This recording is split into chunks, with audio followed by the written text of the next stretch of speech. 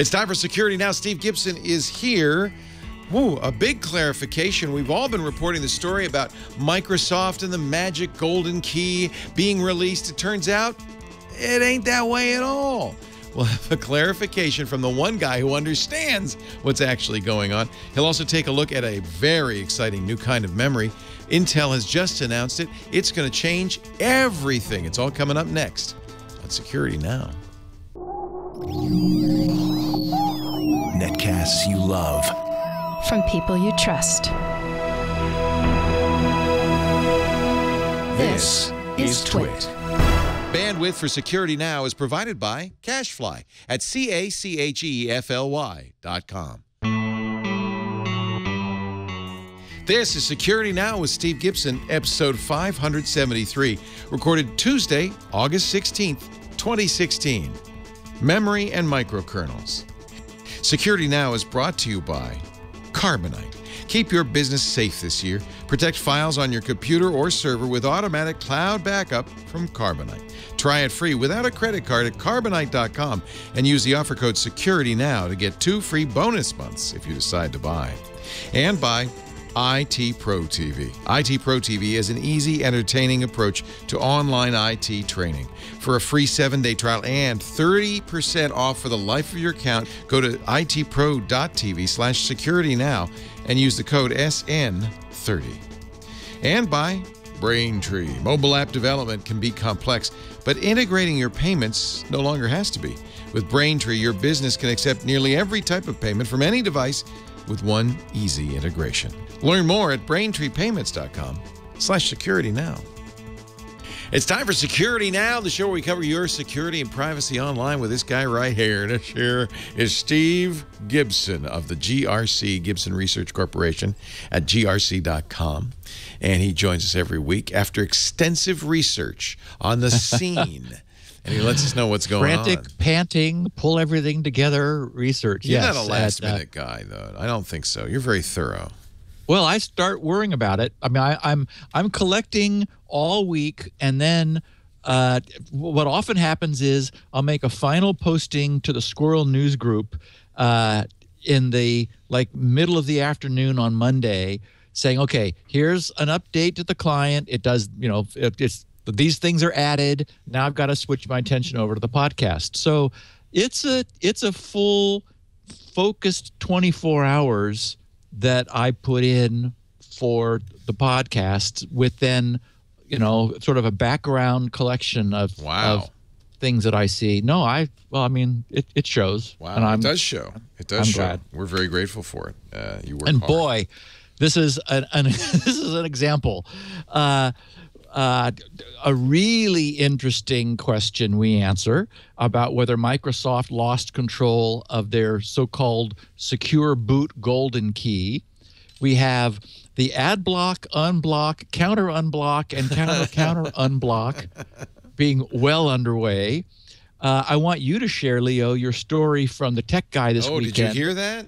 About the woman who had the Avast AV problem. Yeah. We've got a classic security is hard to do mistake in a core update to the internet's TCP protocol, which ended up inadvertently creating an exploit, which again, it's like the security is hard, as we often say. Yeah. I want to cover Microsoft's evolving Windows Update policies, which is all good news for everybody. I stumbled upon, actually, thanks to a Twitter follower who sent me a link, an uber cool way for developers to decrypt and inspect their Firefox and Chrome local TLS traffic, which it's one of the reasons that HTTPS is sort of a pain for developers is your browser encrypts things. And so you can't see it if you're just doing a packet capture. It turns out there's a way. Without needing to set up like a fiddler man-in-the-middle sort of deal of any kind. Also, I found a really nice write-up of the 3 dumb routers solution that was done. We've got some trouble with, as I mentioned last week, the Windows Identity Leak mitigation causing all kinds of problems. And so that's not the way to do it. I'll talk about the way to do it. Yet another way, there's in the never-ending stream of ways of exfiltrating data from an air-gapped PC. We've got a bunch of fun miscellany. And then actually coming from two topics you covered on Twit, one about microkernels and the other about Intel's forthcoming memory breakthrough. I was listening to Twit, and I had some things that sort of a little more deep dive into those two topics that I thought all of our listeners would find interesting. So a catch up on the news, some fun miscellany. I figured out, by the way, what was cujoing my system at level 3. So I'll talk about that and a whole bunch more. Wow, jam-packed, and I can't wait. I'm actually really intrigued. We had a fascinating Twit on Sunday. Greg Farrow from the Packet Pushers Network, obviously a geek of high water, and brought up some very interesting things. So we'll talk about that in just a second. And you had Alan on the show also. And Alan Malventano. It was a great show. It was fun. Devendra Hardawar. It was just jam-packed. Alex Wilhelm. Before we do all that, though, let me talk a little bit about our sponsor for the show today. Of course, Carbonite Online Backup, a backup solution designed for humans. Now, I know most of you who listen are not human, and so maybe this isn't for you. But for your geeks, I understand. But maybe for your family and your friends, you're going to want to recommend Carbonite. And frankly, one of the things geeks often do is they say, oh, yeah, no, I can cobble this all together myself. I'm going to put this all together. And then one of two things happens. Either you don't do it, and I know any day now I'm going to have that backup strategy all lined up there. It's going to be all great. It's going to be amazing. And you never do it, and then the disaster strikes. Or you do it, but you do it, and it doesn't work. And that's kind of what happens to me a lot. And then you go, well, I wish I'd had a backup that worked. See, Carbonite works. Carbonite's easy. And yeah, okay, you're not going to get the pat on the back on the Reddit subreddit of, how you created your own, roll your own backup for $15 a year, but you might prefer to have your data back. See, Carbonite is automatic cloud backup that just works. You install it on your machine, Mac or PC, and it starts backing up automatically, continuously, no matter how much data you have, to the cloud. Offsite, you know this. Offsite backup's everything. You got to get it offsite. It's great to have a local backup. Not discouraging that. Use your ZFS, your BTRFS, use your snapshots, whatever you want. But it's not enough just to have that all happening inside your office or your house, because what if there's a fire or a flood? Or what if you get disaster strikes? I think, look at those people in Baton Rouge, and I feel so bad for them. And of course, you know me, I'm feeling bad for the dog and for the cat and the people, and they lost their house. But then I think, I wonder how their data fared if they were using Carbonite. At least that would be okay. Carbonite backs up continually as you use it. It's very affordable. $59.95 a year for everything on a PC or a Mac. That's less than $5 a month. You could save up to 30% if you get multi-year subscriptions, which is great. And by the way, you only pay once a year at most, so you don't have to think about this. And that's kind of like peace of mind stuff, right? So while you're cobbling together your super-duper high-density geeks rsync snapshot backup strategy, how about Carbonite? And if you're an IT professional, it's nice to get this done and not have to worry about it. Carbonite.com. Try it free. I always tell everybody you could try it free. You don't need to give them a credit card for home, for office, for Mac, for PC. Do the free trial, but do use the offer code SECURITY now. That way Steve gets credit. Part 1. Part 2, you get 2 months free with purchase. You got to back it up to get it back, so do it right with Carbonite. Carbonite.com. Try it free. Use the offer code SECURITY now for 2 months free with purchase. I hear a magic sound. Well, as I promised, I did not mute all of my devices. But that was not a yabba dabba do. What was that? No, that is exactly 2 o'clock. Oh. I have an hourly chime. Oh, okay. It's funny. There are many things that Mark Thompson and I are aligned on. When we first met each other, actually is when you were present at the first Gnome Decks. I never forget it. So much fun. Where I was the keynote speaker for the first Gnome Decks. he and I met for the first time. We had both chosen the same speakers for our stereo systems, both the same make and model of projector for our projection TV. You know, I mean, like, and as we went through, we had independently chosen, made all the same decisions. One way that we're very different, though, he's also a big anime person, and, you know, just no, thank you. I just never got into anime. He can't stand anything making a noise. And I use sound as another input channel. And so when Amazon is, you know, I get a notice for delivery, I get some monkeys that are jumping around. I have an hourly chime, of course, famously yabba dabba doo when a copy of Spinrite sells. And so I just, you know, I have a lot of sound, and my PC also. That's the other thing. Things like, for example, you can associate a process starting and a process stopping with sounds. And so, like, things are going click, click, click, click, and bing, bing, bing, boink. But it's useful for me to know when something is going on, because it's like, okay, wait a minute. What is that? I didn't do anything. And whereas Mark has no sound, and actually, I'm kind of with him. That would drive me crazy. A tremendous investment in a big PC enclosure that manages to cool some serious heat generating machines absolutely silently. Yeah. So that when he's working, you know, he's surrounded by screens the way I am, but there's just no sound. Whereas, you know, it's a little bit of a carnival over here. So, you know, I always turn all of that off so as not to have the podcast disrupted. But many people have said, I would really just love to hear my own purchase of Spinrite. So as I mentioned last week, okay, we'll see how that goes. So for what it's worth, every hour we'll get a chime, and maybe I already heard the monkeys before this, so Amazon's done its delivery, so I don't think we'll hear them again. Okay, so the big news is the massive misreporting across the entire industry of this Microsoft Secure Boot Golden Key. That did not happen. Not in any way, shape, or form. It was completely wrongly reported. Threat Post said Microsoft mistakenly leaked secure boot key. 9to5 Mac says proof Apple was right to fight the FBI. Ars Technica, Microsoft secure boot firmware snafu leaks golden key. None of that is true.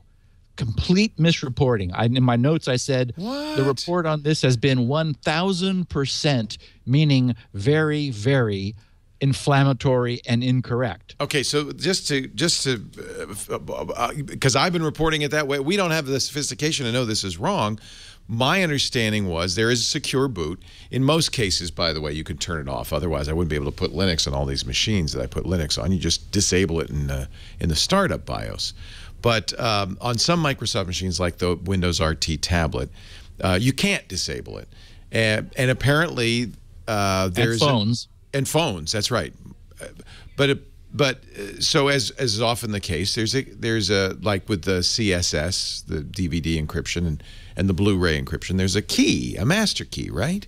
And Microsoft, it said, please correct us, published this master key inadvertently in a source code posting on GitHub. All of that's not true? No. Oh my God.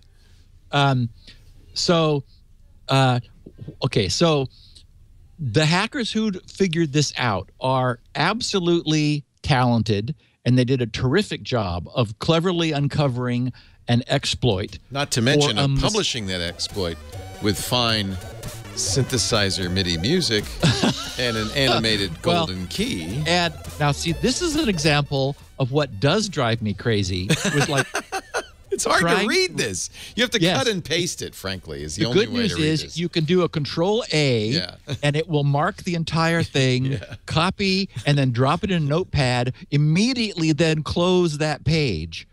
Lord knows what it's doing to your processor, and then at length. So those are actually hashes. That's not the key. Those are hashes of individual bits of secure boot. 256-bit SHA 256-bit hash. So here's what happened. What they did was uncover a mistake. And again, I want to make it clear. These guys are good. They did a great job. Unfortunately, they mixed a little of their own personal agenda in with reality, trying to draw a conclusion that was unwarranted. But again, great reverse engineering and cleverness, just not what essentially they use the term golden key, and because their write-up was itself very confusing and dense, I had to just like go back and forth and make notes and leave a trail of crumbs and like, okay, wait a minute now, and like basically decode what they published, because it was really, I mean, these guys are not technical authors, they're hackers.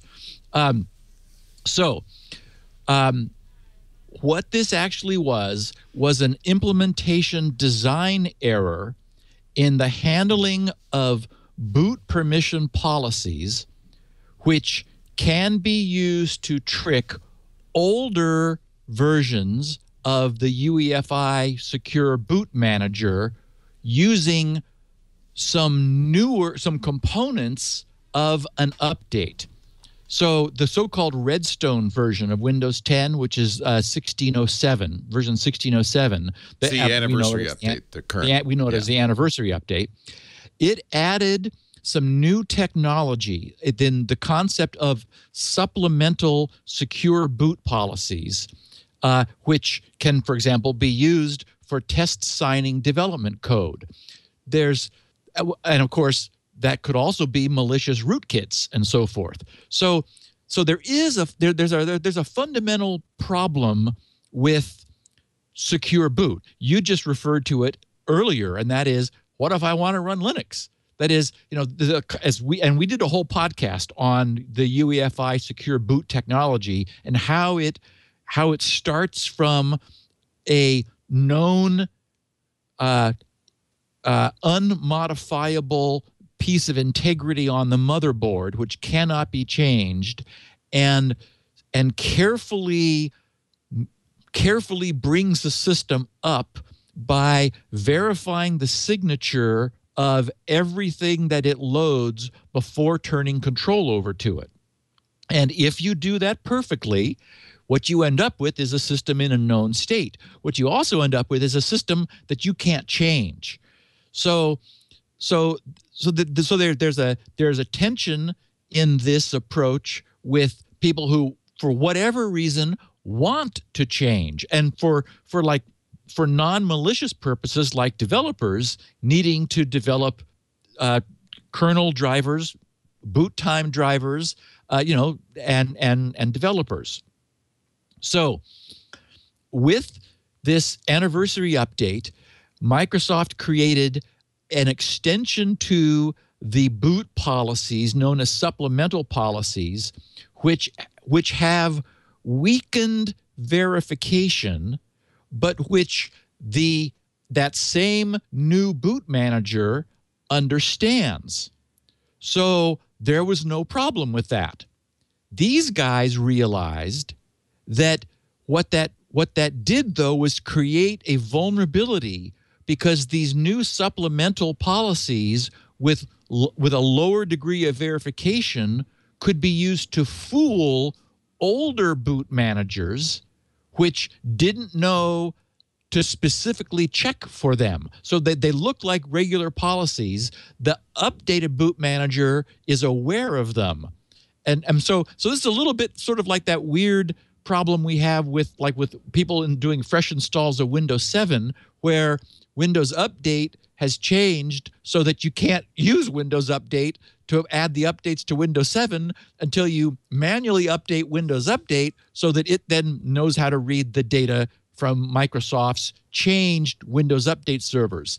Similarly, Microsoft enhanced the flexibility of secure boot in a way that if you're using sort of synchronized pieces, everything's fine.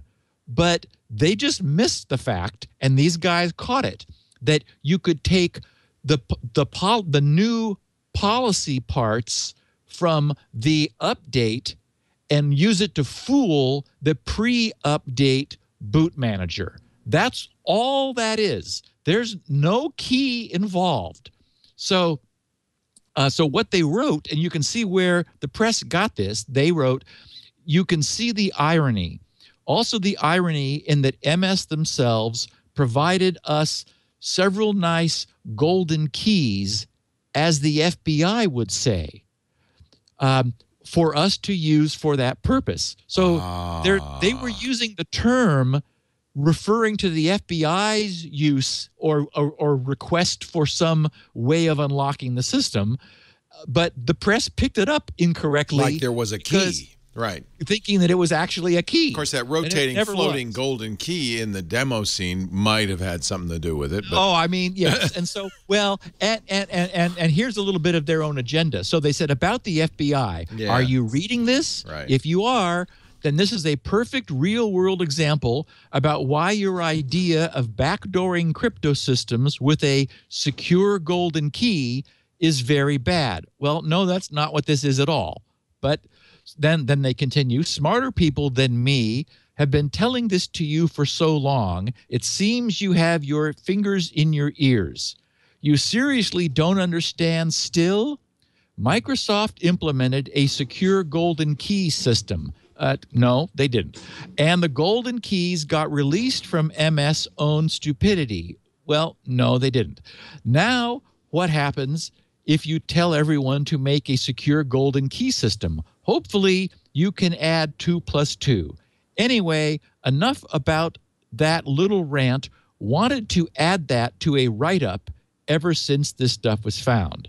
So, you know, these guys have an agenda, and this was a platform for allowing them to express themselves. Yeah. I mean, we share their agenda, but it doesn't have anything to do with this. No, not at all. Everybody, including me, including everybody I ever talked to, misunderstood this. Thank you for setting the record straight. I wish you would call everybody and tell them, because I haven't seen one article saying, no, that's not it. I guess it is kind of hard to understand. Think of how fabulous this would be if it were true. I know. And I mean, it's not true. Yeah. So, you know, and now the problem is, I don't know how Microsoft mitigates this. I mean, this is I don't mean to downplay this. This is a big mistake, because this does allow non-updated boot managers pre-anniversary update to be fooled with some pieces that are from the anniversary update. So this was, I mean, this is absolutely a mistake. But what it wasn't was the disclosure of a golden key. So anyway, I and believe me, I don't blame the press for not digging in, because it was hard to determine that that's what this was.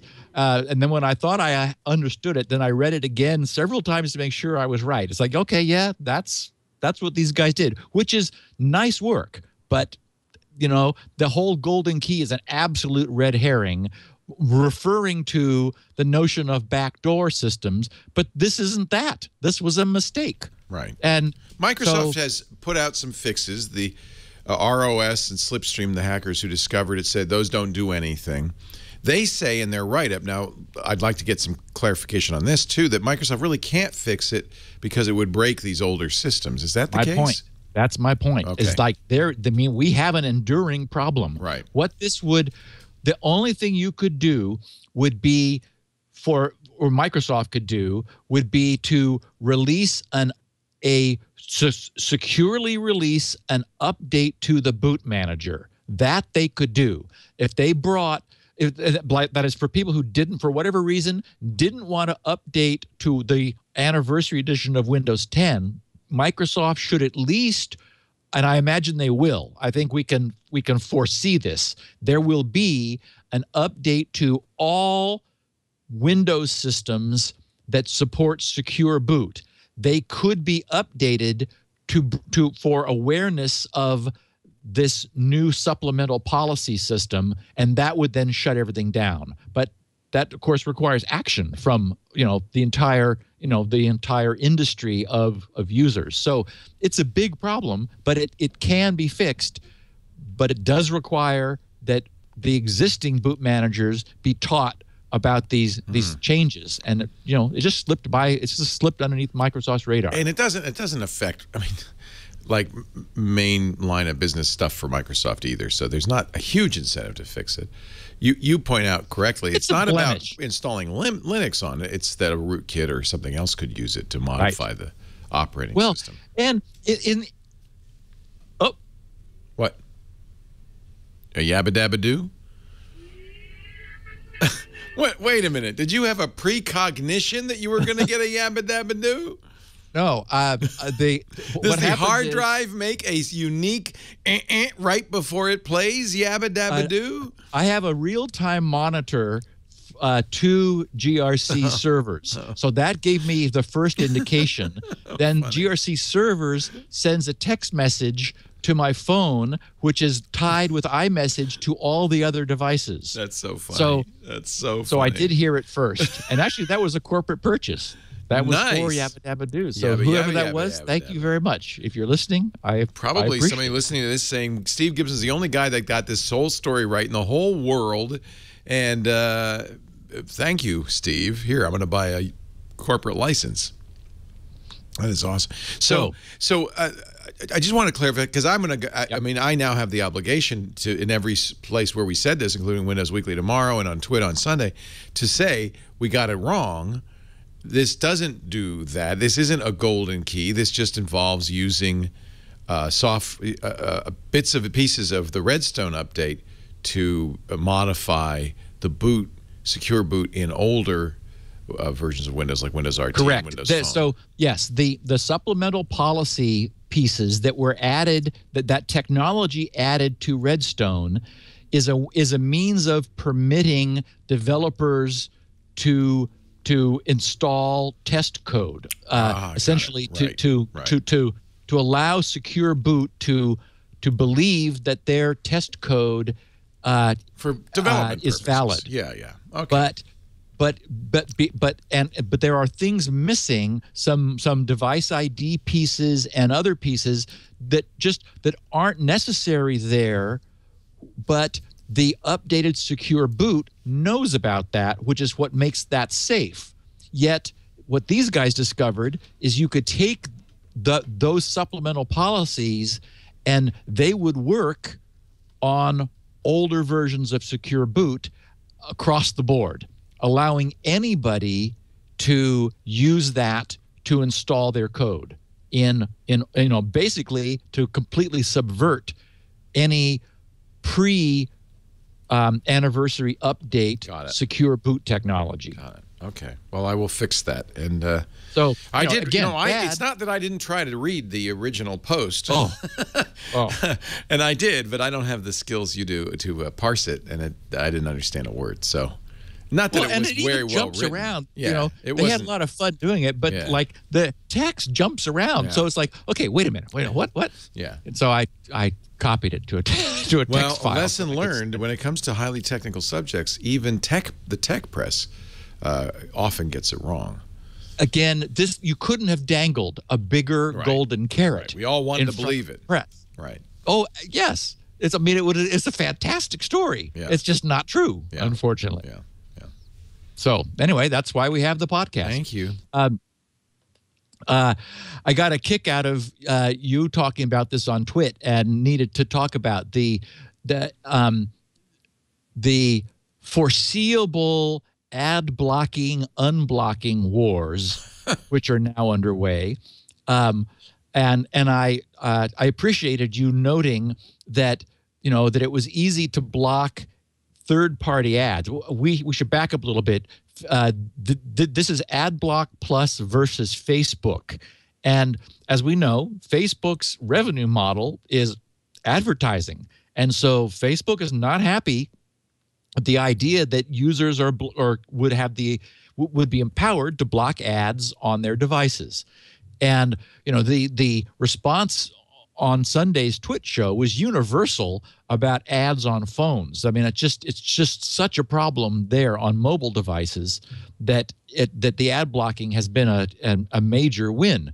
So Facebook has worked around AdBlock Plus's blocking, and then the news is that AdBlock Plus has now worked around at Facebook's blocking of their Facebook's unblocking of their blocking, and back and forth. And what you properly noted was that blocking third-party sources is trivial because most ads have traditionally been pulled from a domain other than where the page, the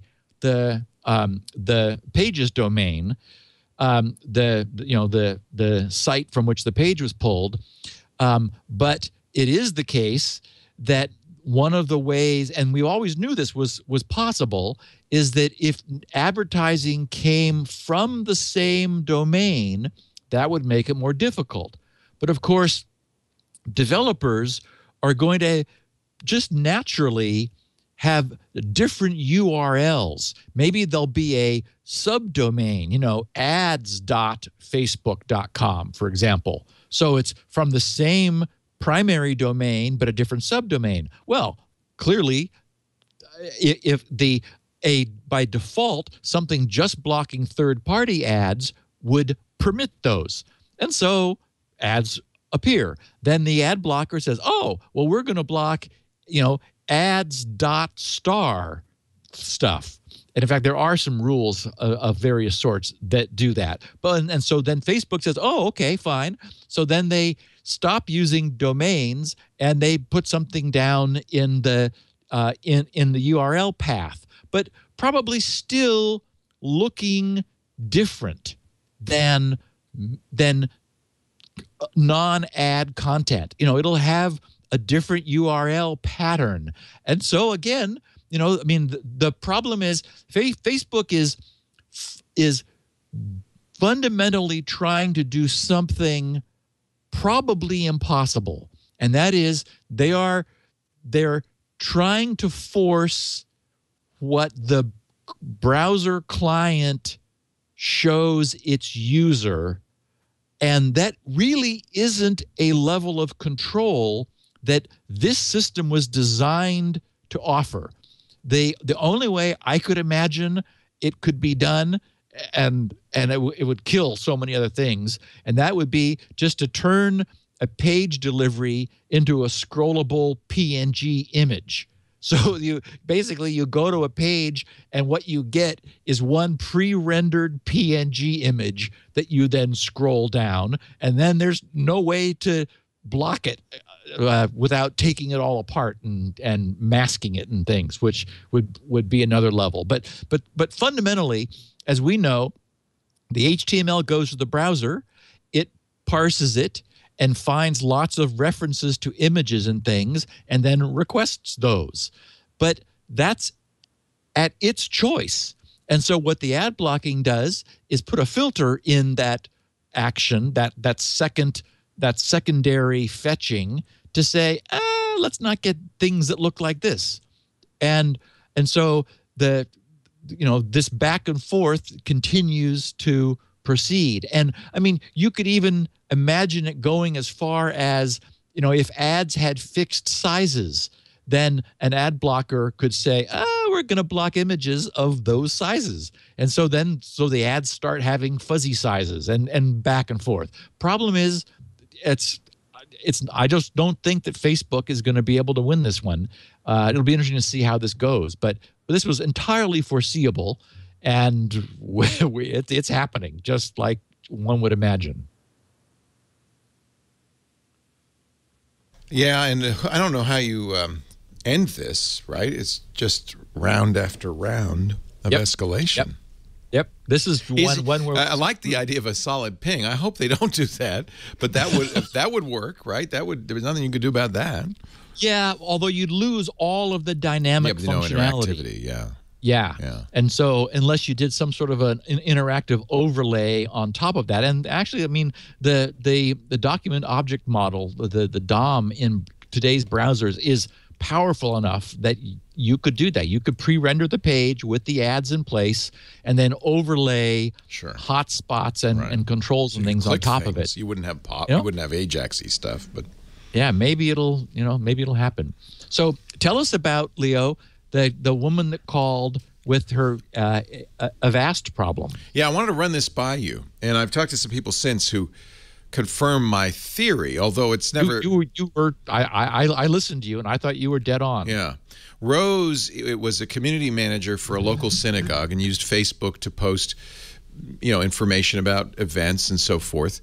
And at some point, her Facebook stream was hijacked, and Turkish spammy links in Turkish to porn sites started to fill her feed. Of course, immediately, most of her friends unfollowed her. They didn't want to see that, and the synagogue probably did the same. And she did everything I thought she should do. It took me half an hour with her. I did 15 minutes on the air, and then I stuck around during the news break to talk some more about it. It took me a while to figure out what was going on, or at least a theory about what was going on.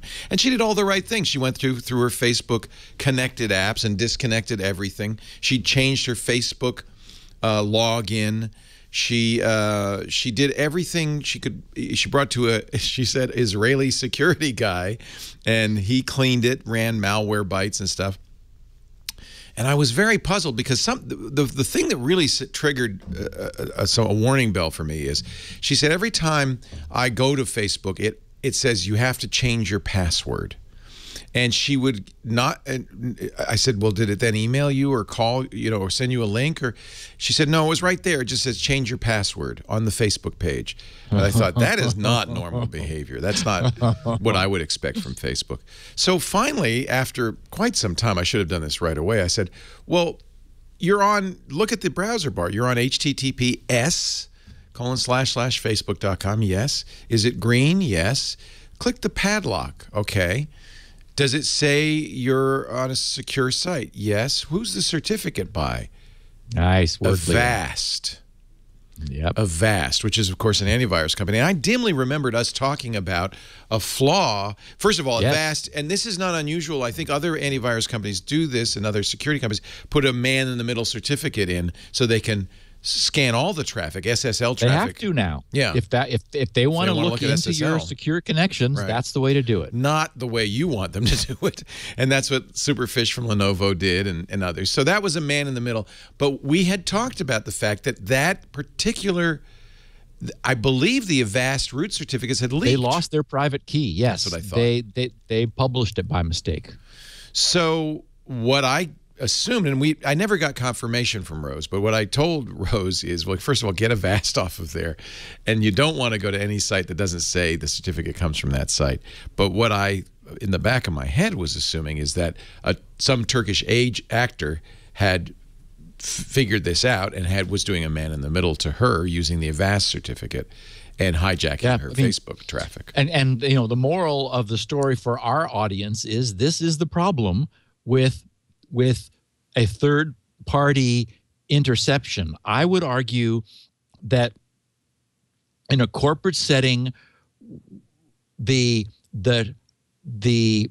border proxy, which is intercepting secure connections, is on balance a good thing because the corporation has a need to protect their networks and their users from all incoming traffic. And the only way to do that is to look inside those connections. And in a corporate setting, you're using corporate facilities, corporate bandwidth, and so forth. So employees need to understand they have no expectation of privacy when they're using the corporate equipment, and IT has an obligation, I think, ethically, to make it clear, to print that in a little notice that's stuck on the top of the monitor to remind people that, communications with this computer are being screened for security purposes. In that setting, though, we've got hopefully professional grade IT running real well-designed, or hopefully well-designed hardware screening this. The problem with changing that model to everybody's PC is pretty obvious, and that is suddenly that same technology, which is very powerful, is operating in your computer. And we've talked about how the unfortunate side effect of this next generation of very intrusive antivirus is it increases the attack surface.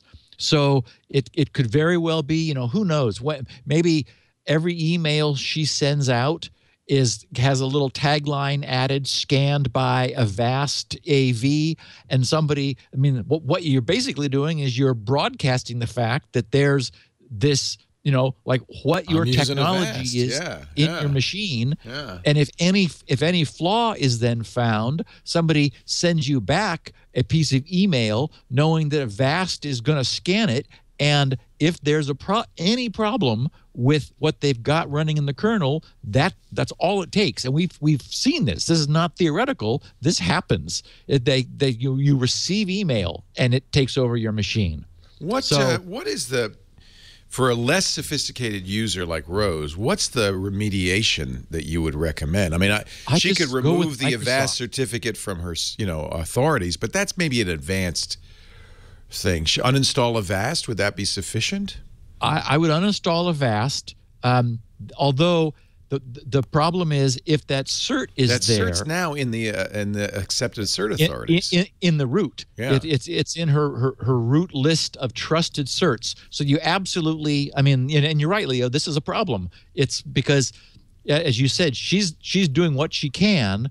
But she got a so-called security expert to look at it. Why he didn't notice this is another matter. Yeah. So this is a tough one to fix because she has to know enough to go into the root certificates and that's my point, is that this is high power technology that you could argue should not be occurring on systems. The AV people have been forced to do this by us all switching to encrypted connections. I just think staying with Microsoft's solution is probably the right approach. Wow. Yeah.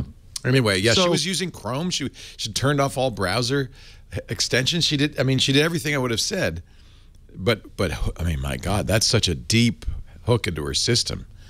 Yeah, and Chrome does use Windows. Chrome doesn't have its own security suite. It leverages the security platform of the machine it's on. Yeah. And in Windows, it is using Windows CA root trust store. So that all tracks. Well, I'm glad you were listening, and I didn't say anything really stupid. No, you did a great job.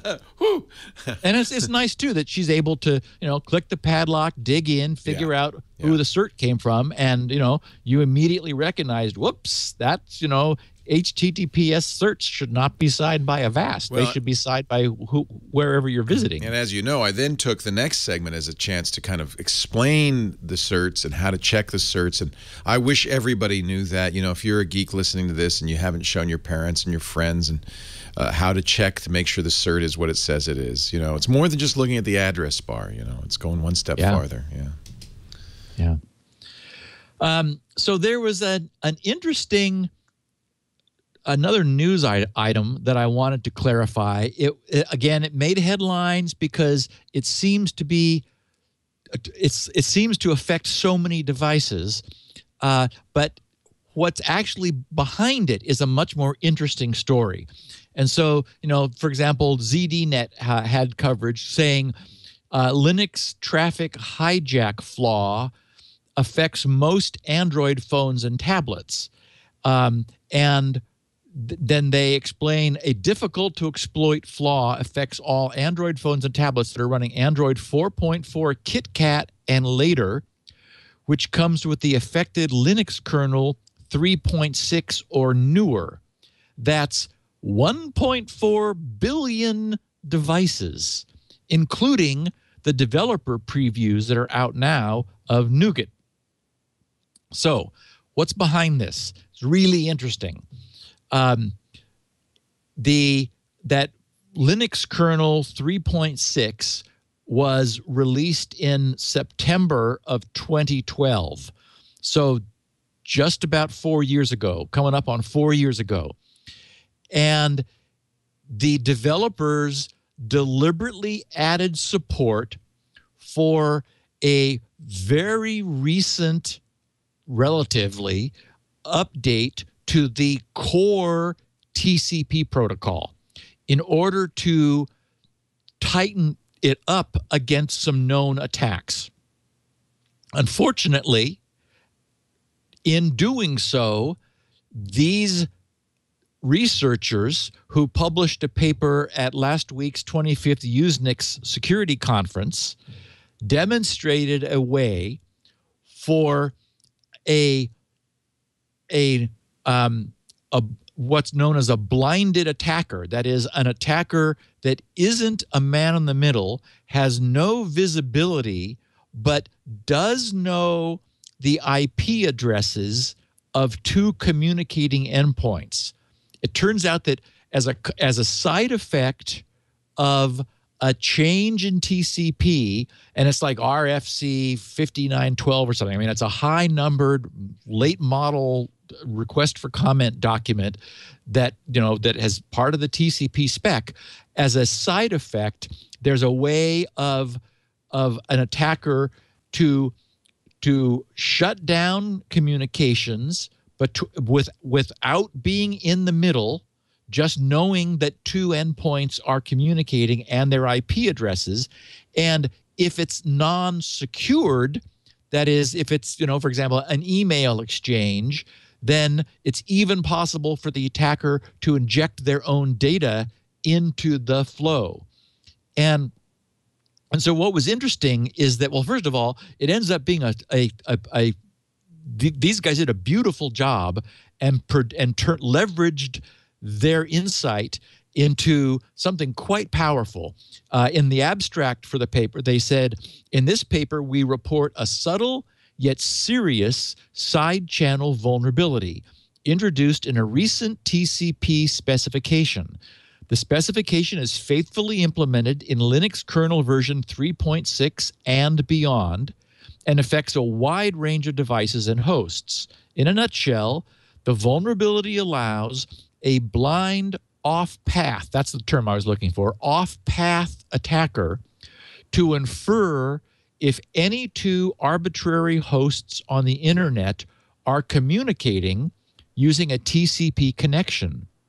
Further, if the connection is present, such an off-path attacker can also infer the TCP sequence numbers in use from both sides of the connection. This, in turn, allows the attacker to cause connection termination and perform data injection attacks. We illustrate how the attack can be leveraged to disrupt and degrade the privacy guarantees of an anonymity network such as Tor and perform web connection hijacking. Through extensive experiments, we show that the attack is fast and reliable. On average, it takes about 40 to 60 seconds to finish, and the success rate is 88% to 97%, which is, as our listeners of the podcast for a long time know, that's way up there in terms of attack reliability. Finally, they say, we propose changes to both the TCP specification and implementation to eliminate the root cause of the problem. So essentially, this is another security is hard. The brightest minds in the industry, we don't have college interns changing the TCP specification. The guys that are changing TCP really know their stuff. Yet even so, mistakes get made. And the real problem is we talked extensively about TCP in the past. I mean, like because it's just a lovely protocol. But the problem is we come back to the original concept of the internet, where security was an afterthought, or actually it wasn't a thought at all. It was, oh my God, this works? Just the idea that it worked was a miracle back then, that you could use these autonomously routed packets, where it's just a packet of information that has a destination IP address and then a grid of loosely connected and not even reliably connected routers are able to forward those packets toward their destination. And if you do that enough times, you get there. And the packets contain the IP of where they came from, and that which allows the recipient to respond. And that's the internet. Yet there's like, unfortunately, it also permits all kinds of mischief. And notice that, as I mentioned, you could do data injection if it wasn't encrypted, but even encrypted payloads are still carried in an IP and TCP wrapper, which fundamentally have this problem.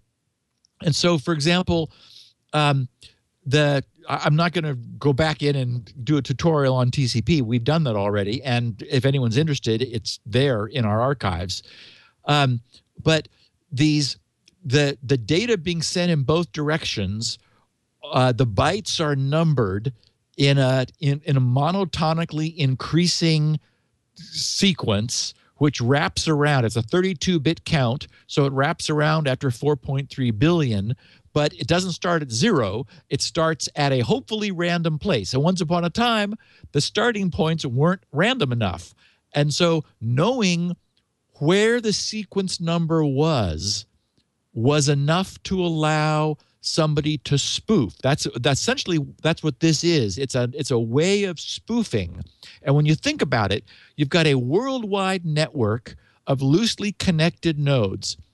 The only thing that identifies a packet is like while it's being routed is the IP that sent it and the IP that it's going towards, its destination. But anybody else can drop a packet on the internet that spoofs its source IP, which means that the recipient has absolutely no verifiable means to know where it came from. That's the crux of the problem. When you've got this loose confederation of routers that are simply, they don't care what's in the packet, they just send it on its way. What that means is that if somebody else can, well, essentially means that anybody in the world can drop a packet onto the internet with made up information, and it will arrive at the destination, and there is no way, none, for the recipient to know that it didn't come from the source. Now, one of the ways that spoofing has been mitigated is with the so-called sequence numbers. That is, there's it's known as the TCP window, which identifies the allowable range for packets coming in. And packets that fall outside that narrow range relative to 4.3 billion, that whole 32-bit sequence number space, they're just discarded. And so what these guys did was they figured out a way to blindly and off the path to be able to send, leveraging some features that were meant to increase the security of TCP. They could leverage those against security in order to obtain information from the endpoints, enough to allow them to get port numbers and sequence numbers. And if you know the IP address, the port number, and the sequence number, that's the only disambiguating information that the packet contains, you can then fool TCP.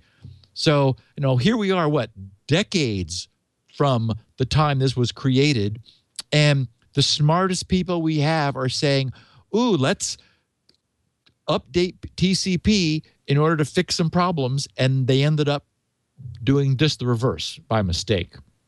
Oopsies. So, yes. So they conclude in their paper, they say the contributions of the paper are the following. We discover and report a serious vulnerability unintentionally introduced in the latest TCP specification, which is subsequently implemented in the latest Linux kernel. We design and implement a powerful attack exploiting the vulnerability to infer, first, whether two hosts are communicating using a TCP connection, and second, the TCP sequence number currently associated with both sides of the connection. We provide a thorough analysis and evaluation of the proposed attack. We present case studies to illustrate the attack impact. We identify the root cause of the subtle vulnerability and discuss how it can be prevented in the future. We propose changes to the kernel implementation to eliminate or mitigate the side channel. And patches do exist. They were released on the 11th of July, so more than a month ago, but they won't be pushed out into Android. It's expected that they'll be part of the September updates for at least the Nexus 7 phones, along with the other batch of problems that are going to be fixed next month. So really interesting. But it isn't, and they said in the article, one of the articles I read, that Google was not treating it as a major security flaw. It's hard to do. It's a flaw, but it's a non-trivial thing Correct. to do, right? And virtually all of our communications is over TLS now. Right. Anyway. So right. This is why you've now convinced me that everyone should HTTPS everywhere, right? That's another reason why. Yeah, we have the processing power to handle the encryption. We've got certificates thanks to Let's Encrypt. There's just no reason not to do it. And so it's not even just for privacy. It's like for this kind of little edge case issues that you would never expect. Yeah. Something I don't have in the show notes, but was sort of on my mind last week. There was a report in the UK about surveillance vans that were going to be driving around and were able to reportedly determine if somebody was pirating some subscription content from a service. Again, it's not in the notes, and there was a lot of speculation about how that could possibly be done. So I just wanted to mention that and apparently they would be using Wi-Fi, that is, like sniffing on the Wi-Fi. That caused a ruckus because the presumption was very much like Google Maps famously did by mistake, where they were capturing packets, and they said, no, we're not doing any data interception.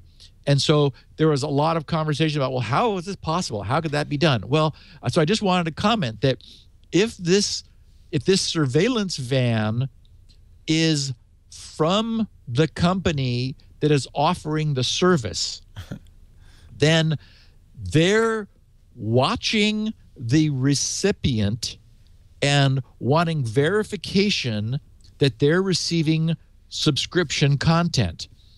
And this is very much like the Tor de-anonymizing. Remember that, as we've talked about with Tor, while it's difficult to obtain an identification of endpoints outside the network which are communicating, it is trivial to confirm it.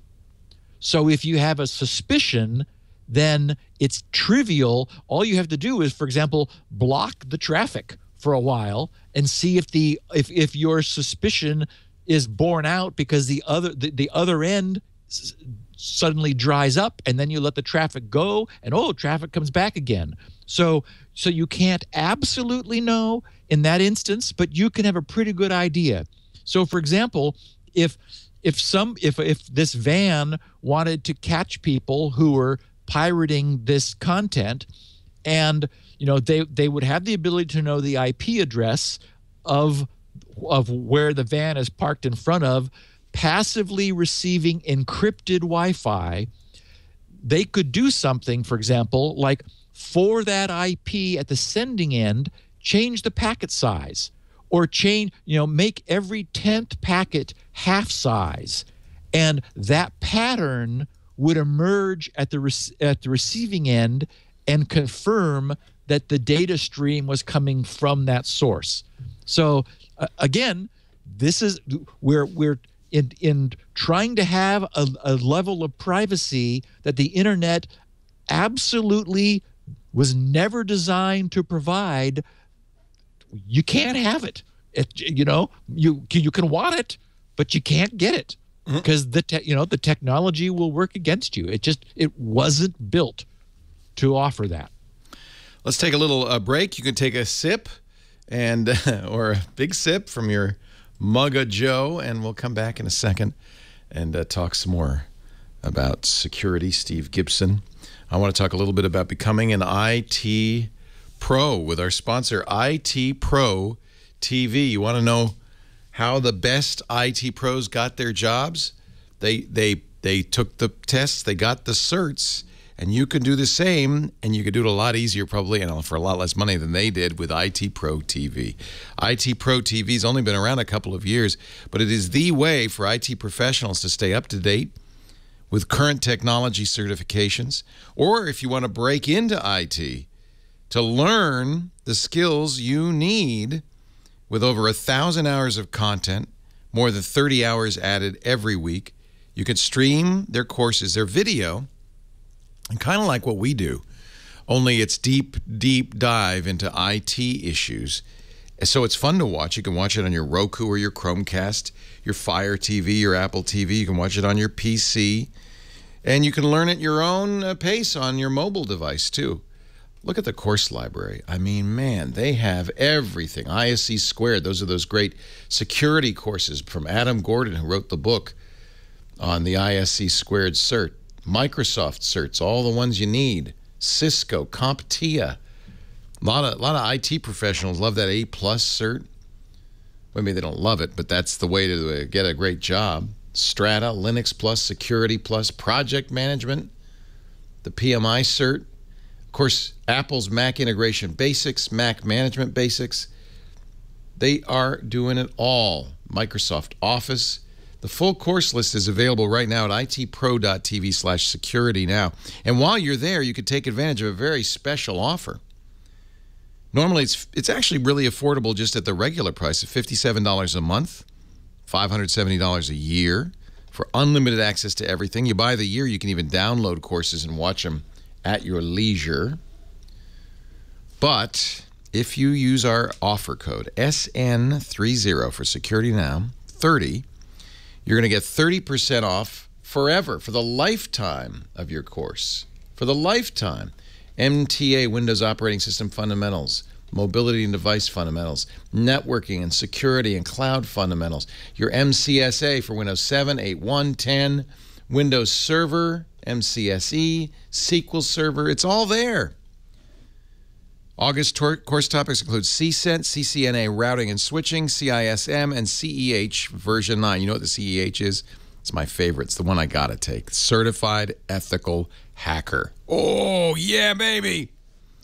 You get transcripts, too, so you can follow the course on the printed page. I know a lot of you Security Now viewers love to do that.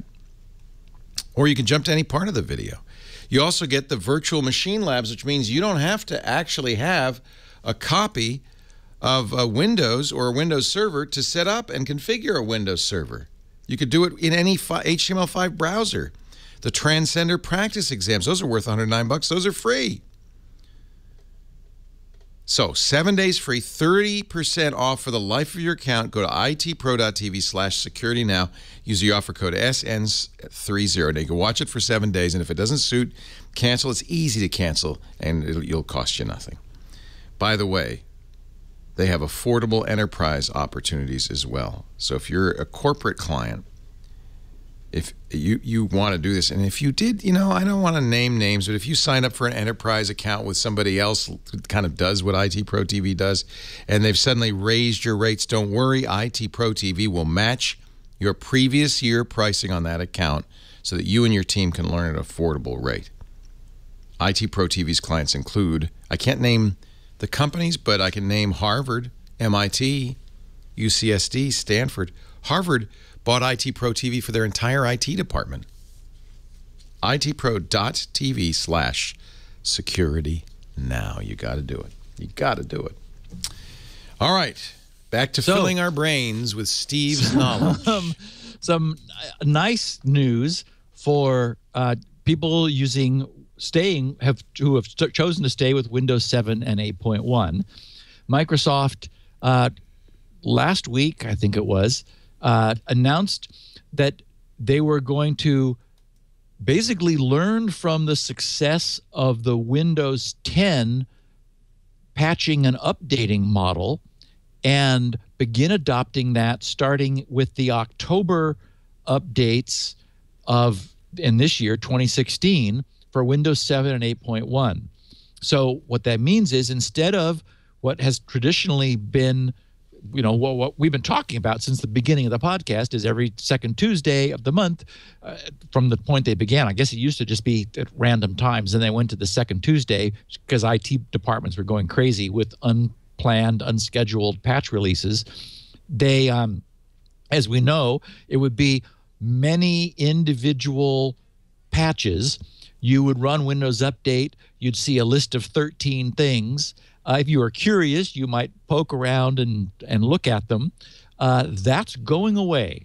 So instead of essentially what are a handful of individual incremental updates, all updates will be merged into a single one monthly update blob. And from starting in October, each successive month will add to that existing new patch base, offering one single update, meaning that if you missed a couple months, all you ever need is the latest one, because it will automatically back incorporate starting in October, back to October, anything that has happened since. And then over time, Microsoft will also move this blob's updates backward in time. They're probably just doing it carefully to make sure that they don't break anything. But the point is that will incorporate earlier and earlier patches until eventually, and then we don't know when, but eventually, the monthly update will be able to take an original last edition of Windows 7 or 8.1. In the case of Windows 7, it would be Service Pack 1, the last official image, and bring it current. So now, of course, as we know, Windows Update itself has changed in such a fashion that, as I mentioned before, if you install a new version, a new build of, or the last build of Windows 7 Service Pack 1, it can't find any updates because the update server has changed. So you still need to do the Windows update to update, and then it will be able to grab one blob and bring your system current. Now, that's all good, except that and it sort of gives us a rolling mega update roll-up.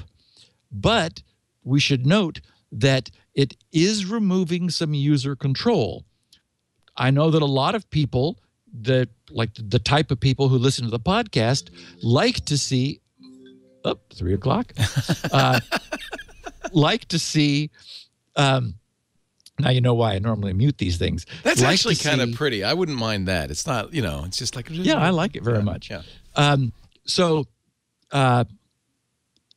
we like to see what's going on, and in some case, choose not to do something. And of course, the famous instance is the 3035583, which is the infamous Get Windows 10 update. Although I never endorsed the idea of avoiding it, because avoiding Windows updates is just difficult to do, I know that many people kept, every single month, Microsoft would offer, 3035583 for their machine, and they would turn that off saying, no, I don't want that. And so that was, while burdensome, we did have control. So we will lose that. It'll end up being monolithic. You either stay current or you choose not to. On balance, I think it's probably a good thing. And just from a pure technology standpoint, when I've dug into individual updates, contents, and I look at all the various DLLs and .sys files that they make tiny tweaks to, and then you imagine all of that overlapping, and all of that overlapping all the way back through time to the beginning, I have no idea how they've ever made any of this work. It's like, how can you say, I don't want the 3035583 update, yet other things I do want later, yet the functionality that update brought somehow isn't put in by anything that happens afterwards. I have no idea how that happens. It's amazing to me. So this probably represents a huge improvement. I think it probably improves the stability of these systems going forward, again, at the expense of some control from control freaks who like to be able to say, I don't think I want that one. So still, I think that's progress. And the other nice piece of news is that, as we all know, that I frantically built my I can't think of the name, the Intel chipset with an H, Haswell. I built my Haswell-based Windows 7 machine immediately upon learning that Microsoft was not going to be supporting Windows 7 and 8.1 on the Skylake chipsets. And so it's like, oh, shoot, I need to I need to protect myself from that. Well, then of course we've covered the news that they changed their mind. Well, they have just changed their mind again relative to security patches. It was going to be, they originally said in January of this year that the Skylake-based PCs would not be getting security patches for non-Windows 10 platforms after the summer of 2017, so a year from now. Then they got some pushback, putting it mildly, and then they changed it to 2018, the summer of 2018. Still pushback, and then so they finally said, okay, fine, we will support Skylake through the natural end of support for the platforms. So that's, of course, January 2020 for Windows 7 and 2023 for Windows 8.1. So anyway, anybody who is installing Windows 7 and 8.1 on newer hardware will have it supported thanks to this change in policy all the way through the end of life of updates. So that's good news. Okay, this is just the coolest hack. As a developer myself who is often needing to look at packet traffic, I have to infer the contents of TLS connections, which Wireshark captures for me and displays. I can see, IPs and ports. I can see where things are going. I can see the initial identified handshaking packets, but I can't see any contents. And contents is often valuable. In the old days, I would simply, for example, if I was working with GRC servers, I would use HTTP, so that, even if we would normally use HTTPS, I'd just use HTTP for testing because I could see into it. That's all gone because it's no longer safe, as we were just saying, to use HTTP. And all of the browsers now know that GRC is always secure. So because we have the HSTS headers, the HTTP strict transport security, which informs browsers to autonomously change any non-secure to a secure connection. So HTTP is silently promoted to HTTPS. The server sends that header with every reply to train every browser that touches GRC, and of course many other sites too that are now supporting HSTS, that secure is the only way we want to connect. That means, though, that I'm no longer able to see for diagnostic and development purposes what's going on. Turns out there is a way, and I didn't write down the person who tweeted the link to me, but I have in the show notes the link to the write-up, a detailed write-up of the way to decrypt TLS browser traffic with Wireshark. It turns out that developers can place an environment variable in their system, SSL key log file. So you set the SSL key log file to a specific file name. And Firefox and Chrome, only those two, but who needs anything else, will honor that environment variable. And here's the key. Every TLS connection the browser establishes, it logs the cryptographic keys for the connection. So again, we've covered this extensively in the past, where the way TLS happens and the way the negotiation occurs with the server providing some information, the client providing its random information, and a pre-master secret, and then the master secret. If you had that information, you could then take an encrypted stream and decrypt it. Basically, that's the information the endpoints each have that allows them to encrypt and decrypt the communications for their own purposes. And Wireshark knows how to read that file.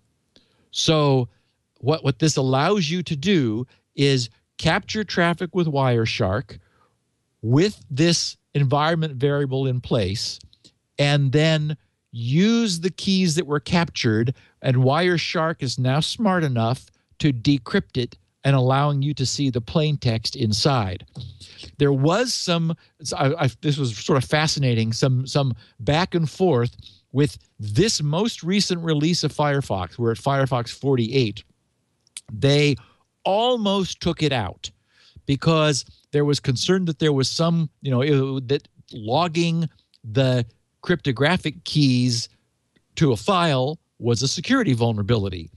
The argument, which I concurred with, was, wait a minute, yes, you're exporting it from the browser, but if there's somebody, if your system is already compromised to the level required to leverage that, then all bets are off anyway, because there are, you could just simply drop a filter into the TCP stack. There's at least in Windows, I'm very familiar with the layers of that, and there are all kinds of. Remember LSPs, layered service providers, Leo? We used to have a problem with those. I don't remember that. That kind of went away, but it still exists. So it's easy to stick shims in and intercept traffic. It's just sort of a mess, but you could do it. And so that argument won out, and Firefox did not move it to a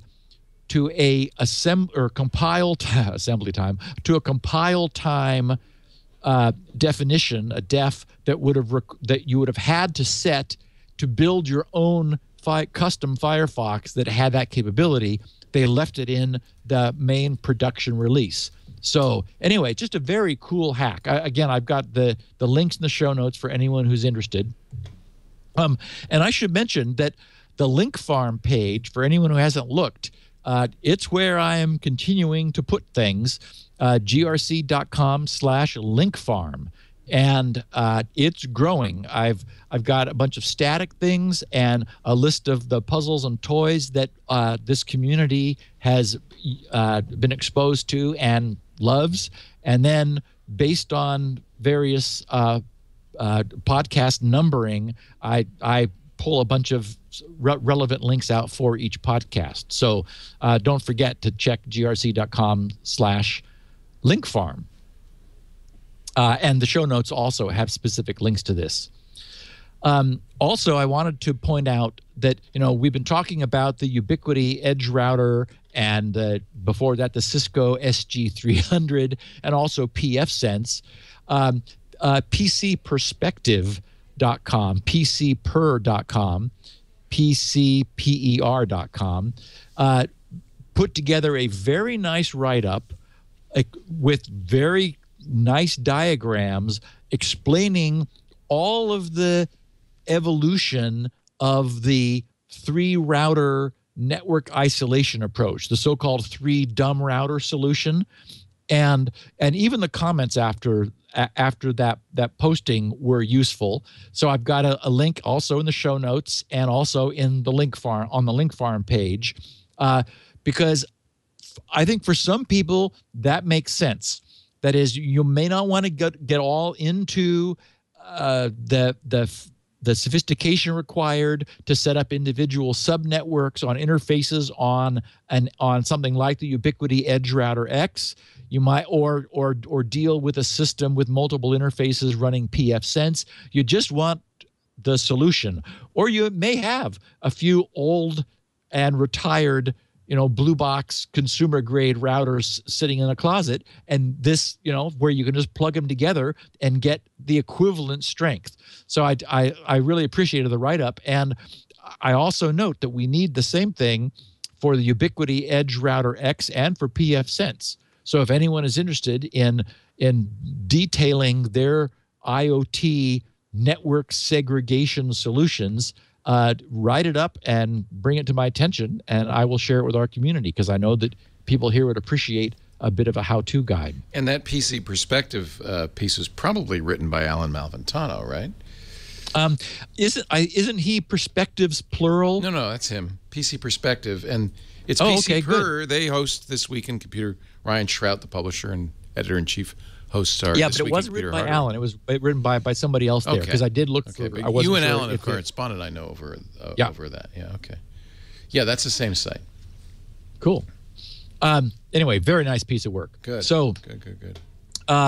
it turns out we talked last week about this very worrisome Windows SMB, the so-called server message block, credential leakage, which allows, if you are using a Microsoft browser, IE or Edge, allows a malicious party to put an SMB, Windows file sharing style resource on a browser page. Or I forgot to mention also Outlook. You can receive that's also supported there. So if they send you email that has a blob and you're using Outlook to open it, it will do the same thing. These Microsoft clients will initiate an outbound connection across the internet and part of that is your username and the hash of your password. So if their password is not super strong, and I mean super strong, then that can be a problem. And of course, LAN manager passwords, as they're called, have notoriously been weak, sort of fundamentally weak. And they're, ages ago, we dealt with lots of problems with those. And this is a concern because people are now using their Windows credentials to log on to Microsoft properties. So it's not just your own machine that you'd be logging on to. I think this is why Microsoft didn't worry about this traditionally, is that there wasn't really anything somebody remotely could do. Now there is. The point is that I got a tweet from someone, Don Edwards, who noted that he'd been playing around with this mitigation, and it got show-stopping side effects. His tweet said, "Hi, Steve, the fix," in quotes, for IE usernames mentioned here, and he refers to the bleeping computer page that I referred to last week, causes more problems than it solves. And there is a registry setting change, which I referred to last week, restrict sending NTLM, that's NT LAN Manager traffic, and you set that to 2. And he says, this effectively isolates the PC on the LAN. So not even the WAN, but the LAN, so that it cannot see or connect to any other PC or file share on the LAN. And that would be a deal breaker for me because my Drobo would go offline and become inaccessible. You have to enable connecting with every other PC or server as an exception to that policy. He says it also interferes with remote desktop connections. So even if you connect with remote desktop and use saved credentials, you still have to input the credentials again. Please, could you alert users to this issue, since the article itself is not particularly clear or explicit? Keep up the good work, the good Security Now work. Okay, so I wanted, yes, to let everybody know, but also to note that, first of all, if your ISP is blocking access to those ports, certainly Cox does, and a lot of ISPs do because of the traditional problems with Windows. On the other hand, I would argue that those have largely been solved with firewalls, which are now running since XP Service Pack 2, or was it Service Pack 3? It's been a while. I forgot. Might have been 3. Oh, no, Service Pack 2. Yes, because I just recently upgraded to Service Pack 3. Yes, you see. Yes, in order to get SHA 256 signature awareness. So yeah, Service Pack 2 with XP brought the firewall on by default. Of course, everybody's now behind a router, which is providing protection.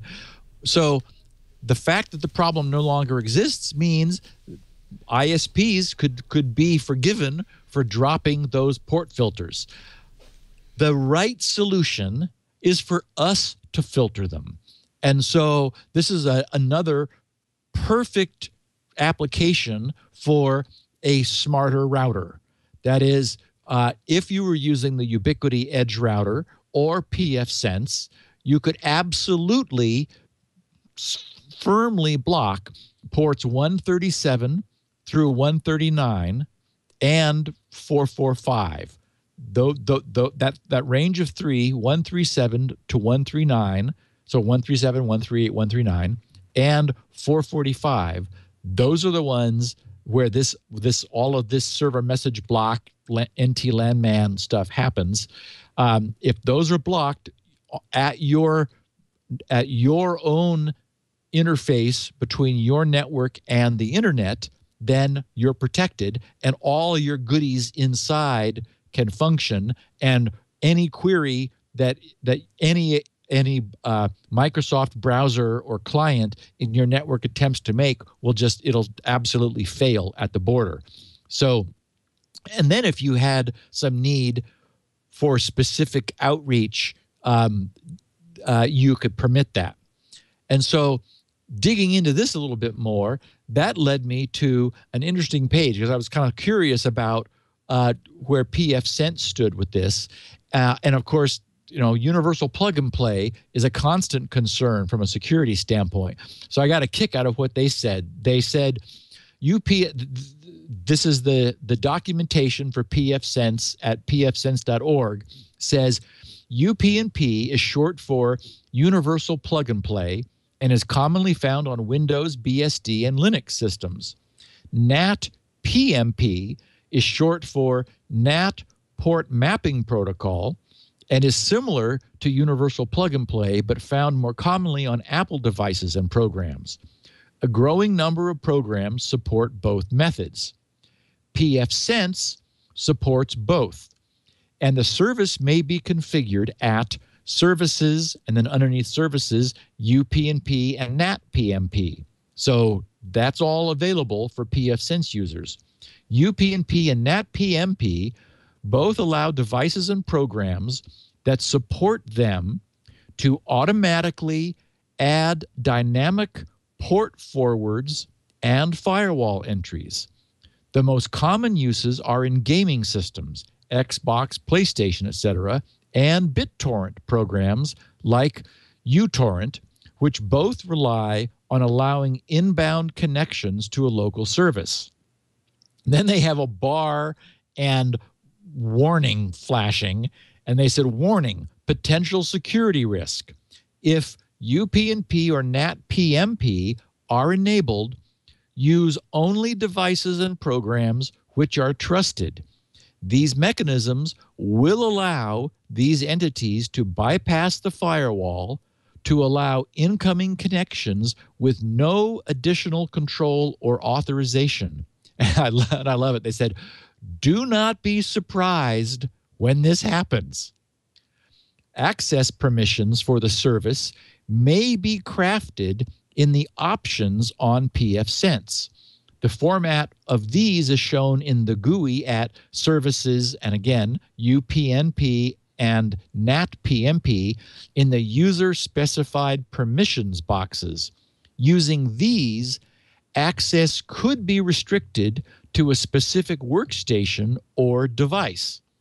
And so that's an advantage, an example of the kind of power that one of these more capable routers gives you. Is you could enable UPnP specifically for your Xbox because you want to do it that way. That is, use UPnP and have it configure the network itself, but still have it not generally available. And in this world of Internet of Things, this is something I'll be very surprised if the IoT devices aren't just saying, "Oh, I'm going to just open myself a port so that China can access the light bulb whenever it wants to." It's like, okay, bad idea. And one last link here. There was specific information about UPnP with the Xbox, and I've got a link in the show notes, which for people who don't want to use Universal Plug and Play, but want to statically map some ports, that provides some guidance for doing that with pfSense. And finally, before we get into a little bit of miscellany, yet another way of exfiltrating data from a computer. Yes, the hard drive's head movement sounds. It turns out that the same guys we covered a couple months ago who were extracting data through a wall. Remember, they had like an antenna on one side of a wall and a laptop sitting on a table on the other side, and they were able to get the data. They were able to extract a key in use from that machine. It turns out that we now have disk filtration, which of course is hard drive information exfiltration. They call it that because it uses acoustic signals which are emitted from the hard drive, which is also known as sound. to non-geeks. Acoustic signals, yes. It's an acoustic signal. That's what we've been doing from right the here. hard drive. I'm sure I heard something. And so what they're doing is they've got software in the machine, which is manipulating the hard drive head actuator to generate sounds that can transfer passwords, cryptographic keys, and other sensitive data stored on the computer to a nearby microphone. So, in practical terms, it's worked at 6 feet distant to a phone sitting on the desk. They were able to achieve 180 bits per minute, which, yes, you're not going to be sending any large texts or exfiltrating a database, but that's generally not necessary these days because we've become increasingly dependent upon encryption. And all you need is the key. And 128 bits per minute would allow you to exfiltrate a very strong 4096 bit key in about 25 minutes. So again, not super practical, but you could imagine a situation where if in a super secure environment, if there was some way to infect a computer that was believed to be safe because it was air gapped, no Wi-Fi, no network connection, it's sitting there and only it knows what it has. If there was some advantage to be gained from surreptitiously obtaining 4K bits of data, and again, these days, 4K can be enough if it's a cryptographic key whose secrecy is absolutely must be protected. This potentially allows you to break that wide open. So just what we got fan noise. We've got, of course, the speaker. We've got the hard drive. Basically anything that you can do in the computer to in any way affect the environment through any means can be used to send data. Really not a big surprise, but it's sort of fun to see this stuff applied in practice. Now, okay, I have in the show notes a picture of this thing, which is the most beautiful piece of engineering I've seen in a long while. It is a Kickstarter that someone pointed me to, and unfortunately, it was instantly sold out because of its popularity and the fact that they're just unable to mass produce them. It's a 5-page wooden book where each page is an intricate, beautiful wooden puzzle, and you have to solve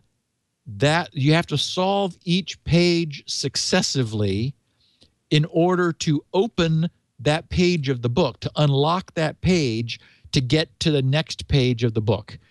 And anyway, I just wanted to show it to people. It's just for I know we have a large following of puzzle lovers. None of us can get it, unfortunately, because every single version, the build it yourself, buy a bag of toothpicks and make one yourself, every one of the Kickstarter variants is completely sold out. That's a good idea. Cool. I would have immediately grabbed one because they just look beautiful. Yeah.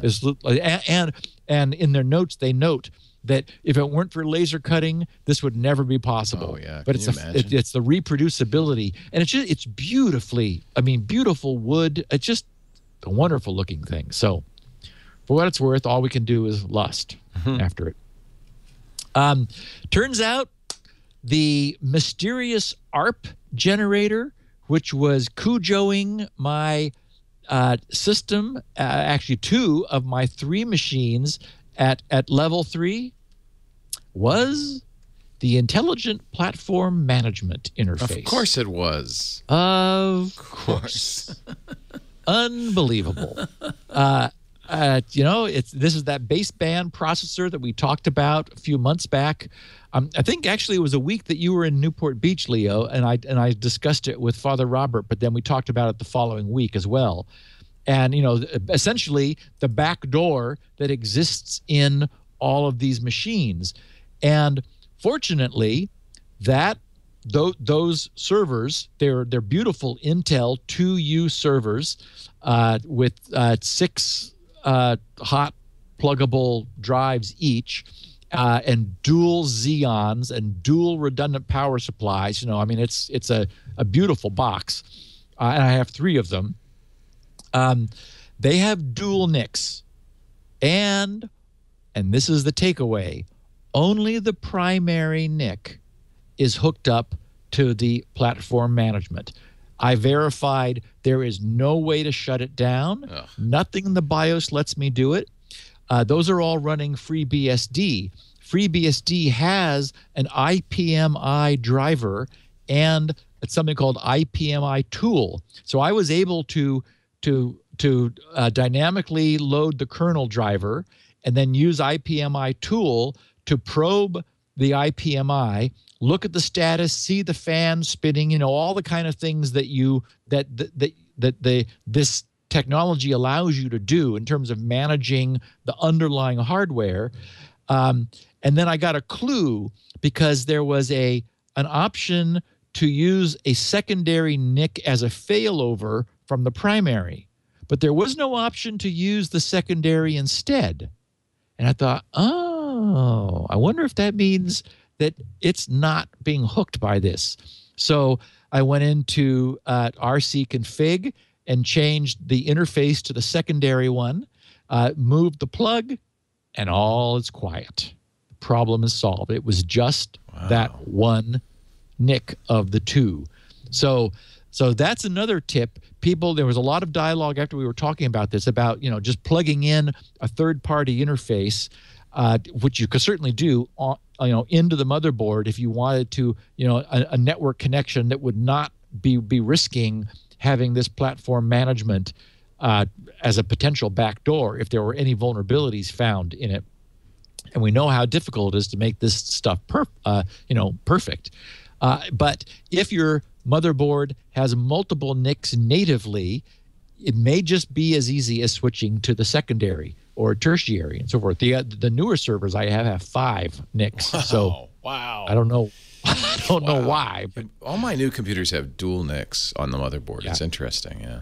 Yeah. So and it's weird because one of them, the one that's running the oldest version of I verified it wasn't FreeBSD. I stopped it at the little devil screen before BSD was running, before it had booted, before it had loaded the kernel, before the network was up, and sure enough, that ARP noise was occurring there, and it was stealing from another IP in the system for itself, even without FreeBSD running.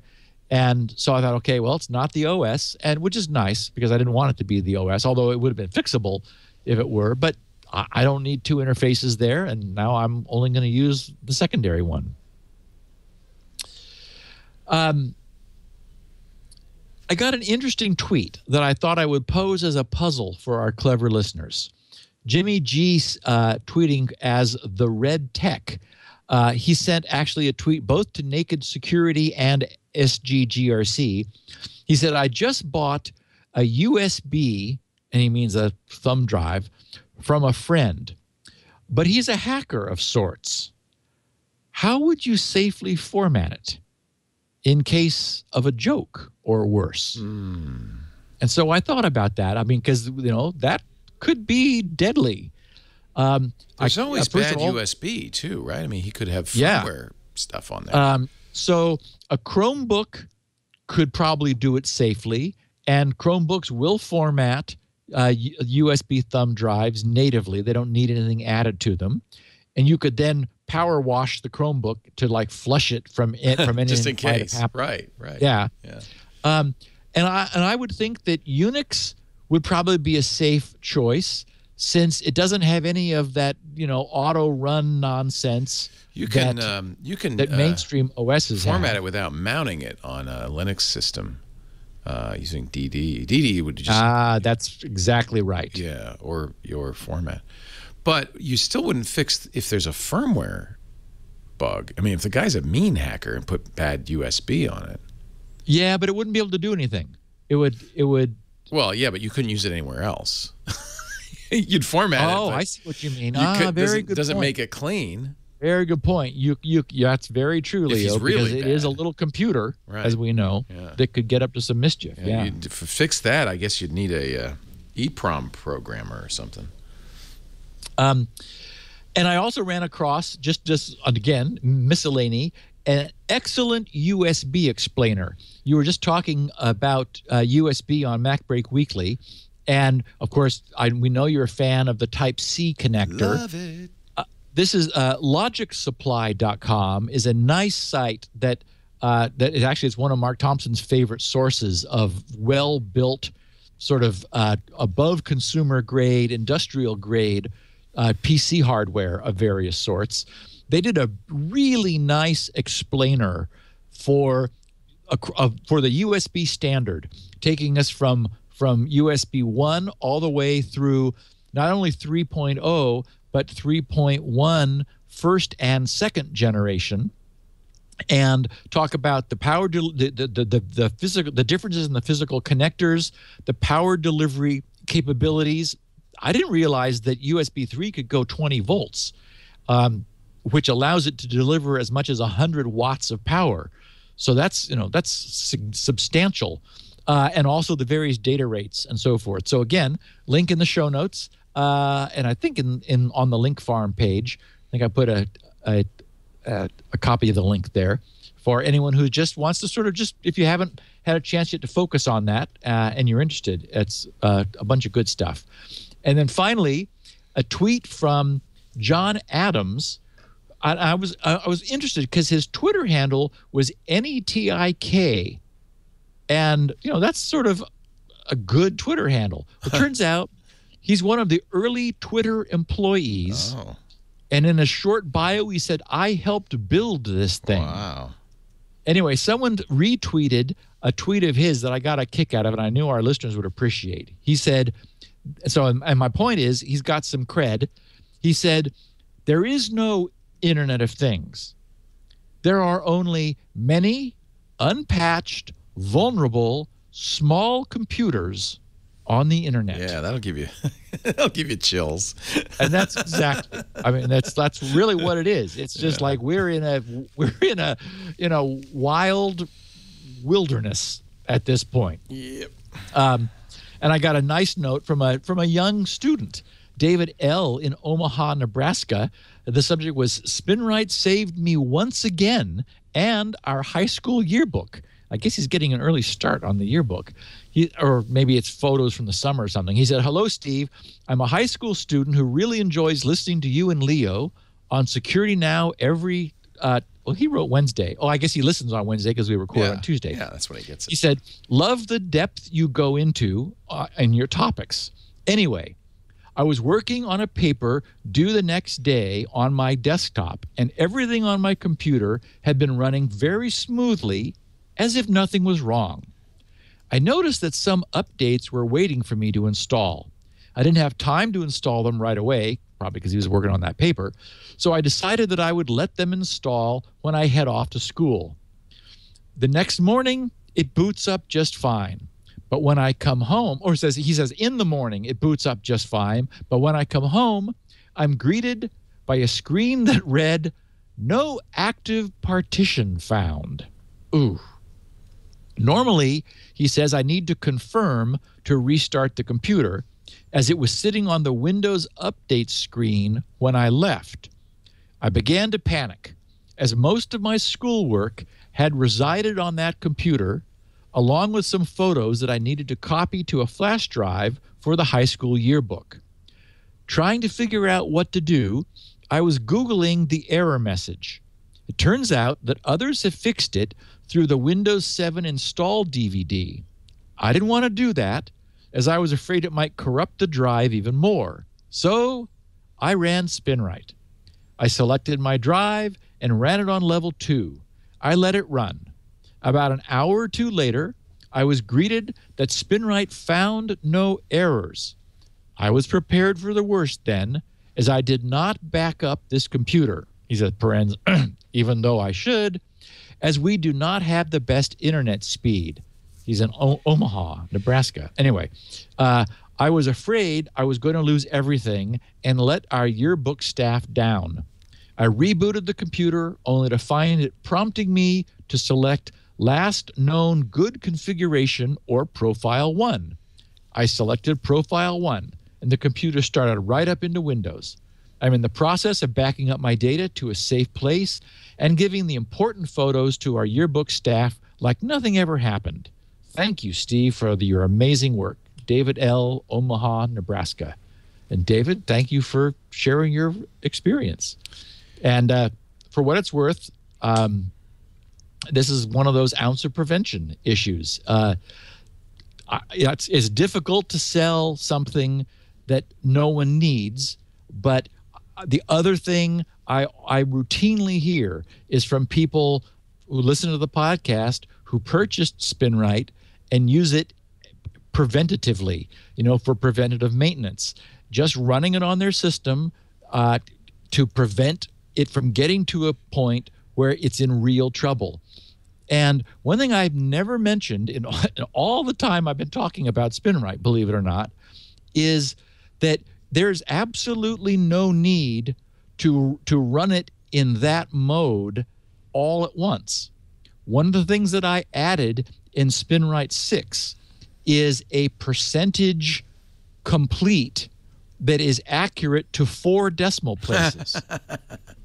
And I did that specifically so that it would be, no matter how big the drive, it would be sufficiently sensitive to represent where it was.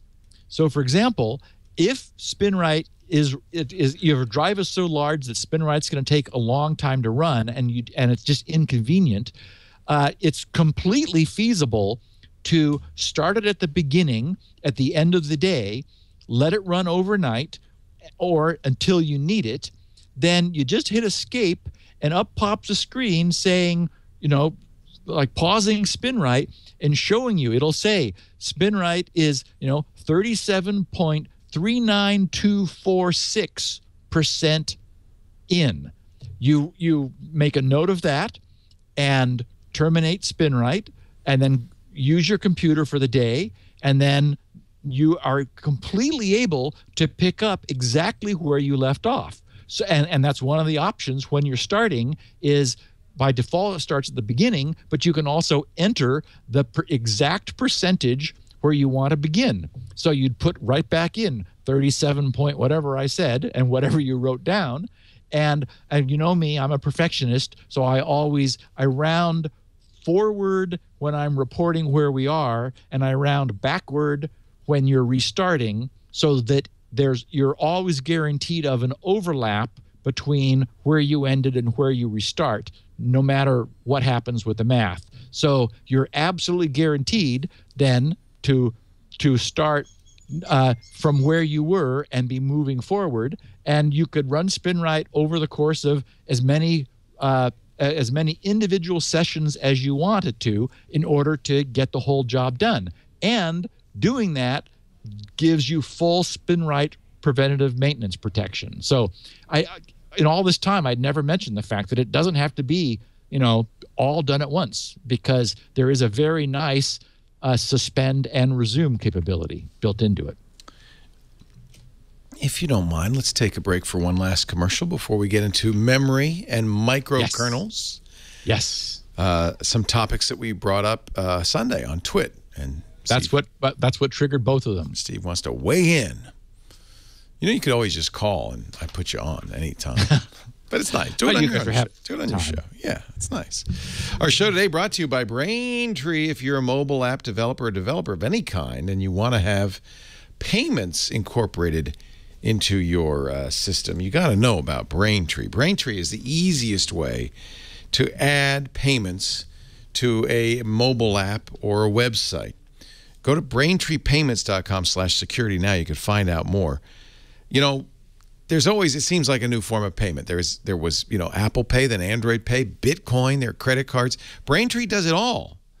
Maybe the next Bitcoin or the next Apple Pay or whatever it is. Braintree is a full stack payment solution that can be adapted so easily to whatever the future holds without recoding.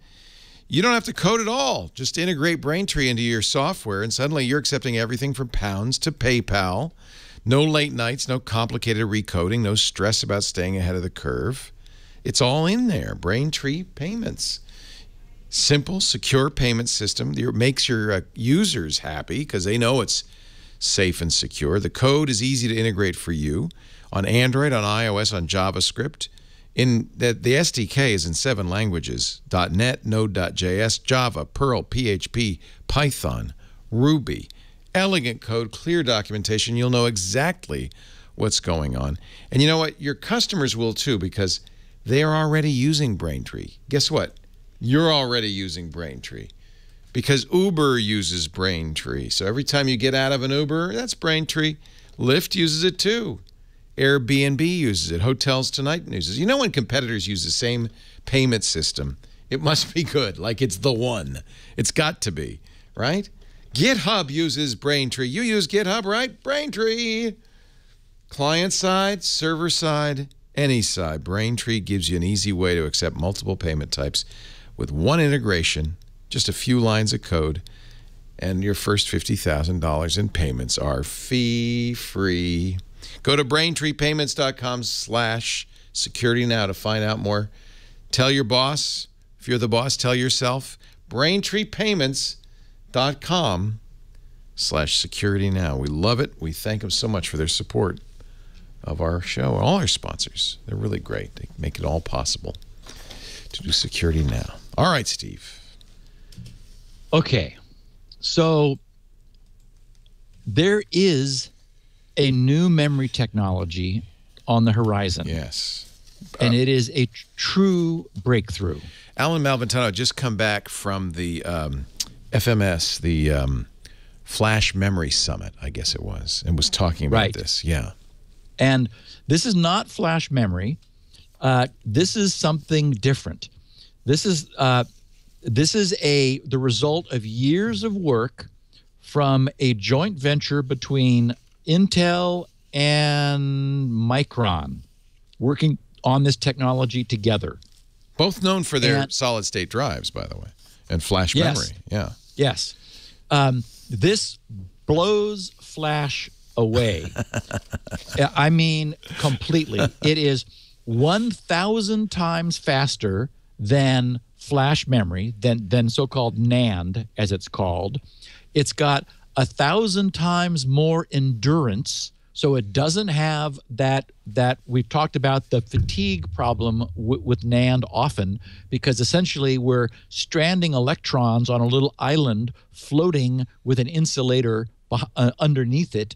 And the way you write is you create enough of an electrostatic field that you overcome the insulation and drive the electrons. You tunnel the electrons through the insulator. The problem is that fatigues the actual physical properties of the insulator. That's why writing is hard on flash memory. That's why writing causes damage, tiny, incremental, but still something, for example, that hard drives don't suffer from. This, no sign of that kind of an endurance problem. And it is 10 times the density of dynamic RAM, of DRAM. And I have a picture here in the show notes that's called 3D crosspoint technology. And it's almost impossible to imagine a more simple solution. In static RAM is so-called SRAM. That's like the registers in a processor. And essentially, static RAM are cross-coupled inverters that are coupled to each other. And if you think about it, we've talked about this in the past. If you pull an input low, the output of that inverter will be high, and that goes into the input of the second inverter. That'll mean its output is low, so that continues to put a low into the input of the first one. So two inverters connected to each other are stable. And if you yank that one of those lines in the other direction briefly, it'll flip. And that's why it's called a flip-flop. And the problem is that requires a bunch of transistors. And transistors take up space. And they also take up energy. And they produce heat. So, and by a bunch, it's like 6 or so transistors. The advantage is it's super fast. The problems are it's volatile. That is, it's only the fact that you keep those inverters powered up that has them knowing what way they were last set. That is, their memory is a function of this dynamic process. So that's why static RAM is volatile.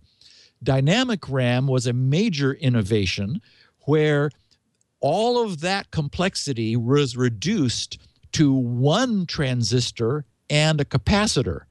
And there the concept is you store the state in the charge of the capacitor. And the downside is the capacitors had to be itty-bitty in order to get a lot of them in a small space. Well, itty-bitty capacitors tend to leak and can't store much charge. That means you need to read them periodically before they've had a chance to discharge in order to top them up again. And that's what refreshing is.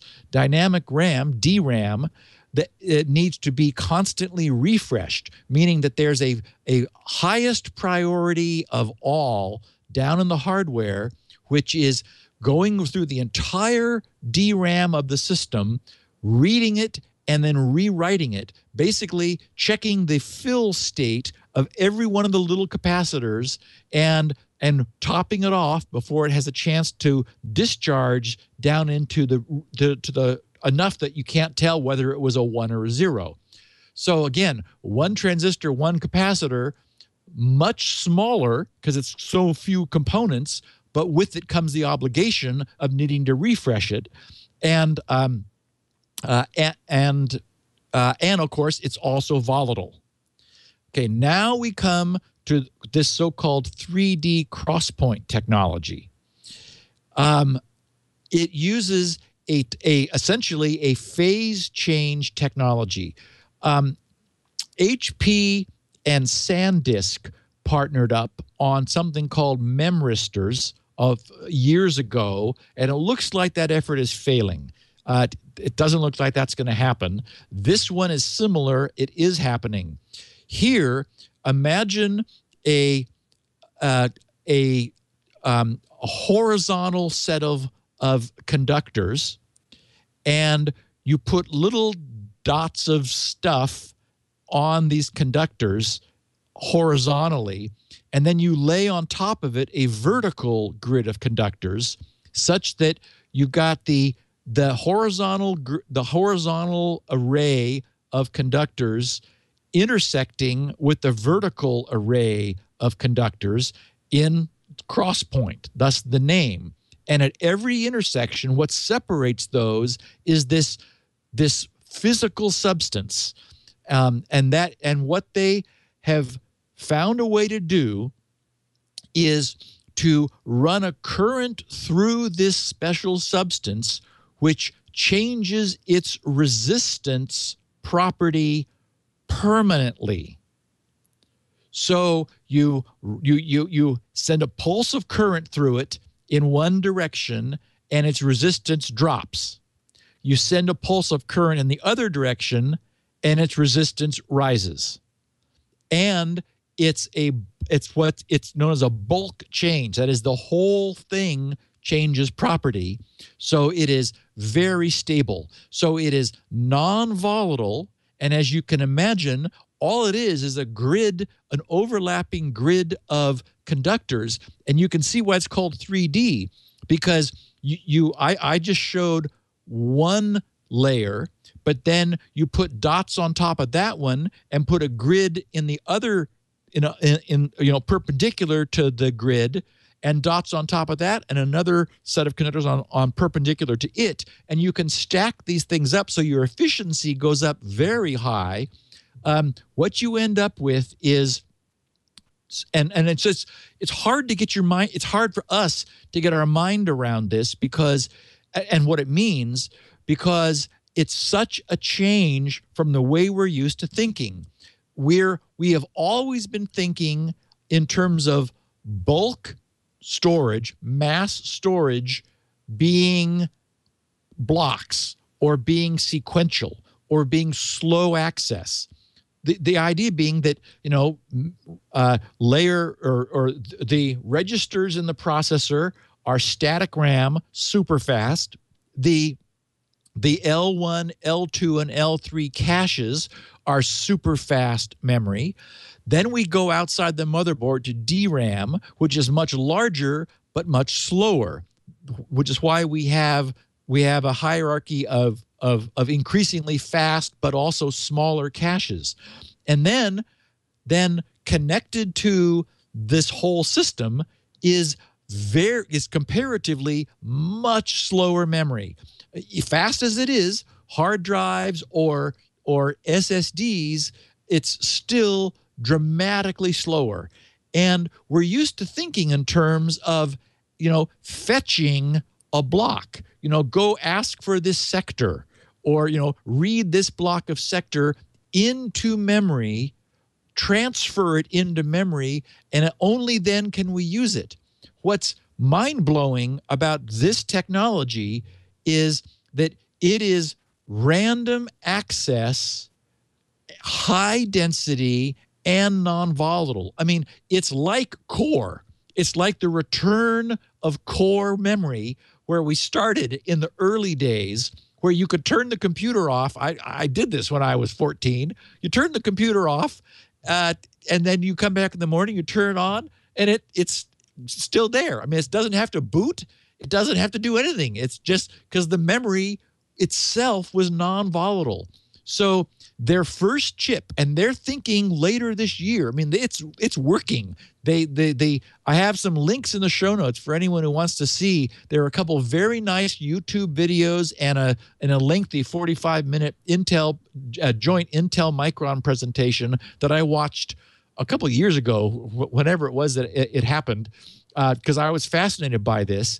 And this is not blue sky. This is not, like supercapacitors. Let's hope someday that they figure out how to do it. This year, they're saying 2016, and we don't have a lot of months left in 2016, we're going to get this. Their first delivered product is a 128 gigabit die, which is 16 gigabytes on a chip.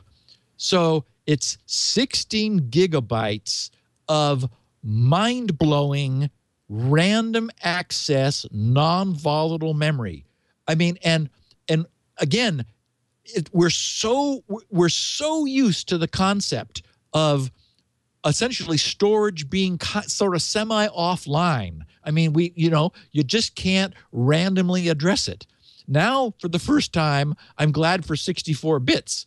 Until now, it's like, who needs 64 bits? 32 is fine, except it's a little bit like the internet.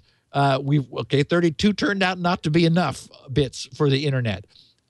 With 64 bits, imagine that it's all of the mass storage, all of the memory in the system is just there. And you can access any byte of it that you want to, like it was DRAM, except 10 times faster than DRAM and non-volatile. So it is also your storage. It's weird to like. Wait a minute, it's faster than DRAM? I thought it was faster than NAND, but slower than DRAM. I'm sorry, 10 times more dense than DRAM. You're right. And faster than NAND memory. Like 1,000 times faster than NAND. But it's not quite as fast as DRAM. So it's kind of, yeah. So, Correct. but I mean, Alan hypothesized machines that didn't even have DRAM, that this would, you could live with slower DRAM if you didn't have to transfer stuff from storage into RAM. Correct. It changes. I mean, what's so weird is that we're just so used to thinking about there being a delay and needing to like go access something in a block. Here, it's like I said, it's like 21st century core. Yeah. It's just you can access any of it that you want to, and it's fast and non-volatile and just goes. It's very so the so you imagine machines that you no longer say I have 8 gigs of RAM. You just say I have 20 terabytes of cross-point storage. Yeah. And it's all available at near RAM speeds. Wow. Yeah, even an iPad. Right. There we see a single device where we know it's got flash memory and RAM, but that division dissolves in this case. So Nice. it's just to me it's just so cool. We've over time we've developed abstractions for the way we access memory. Back, a long time ago, memory was a challenge in the early days of computing.